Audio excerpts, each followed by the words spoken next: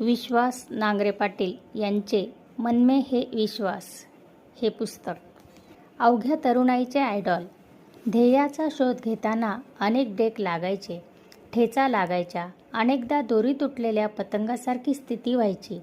माझ्या डोळ्यात भोळी भाबडी स्वप्न होती. त्यांना प्रयत्नांची, कष्टाची जोड दिली. जेवढा मोठा संघर्ष तेवढं मोठं यश. काळ बदलतो, वेळ बदलते, पात्र बदलतात आणि भूमिकाही.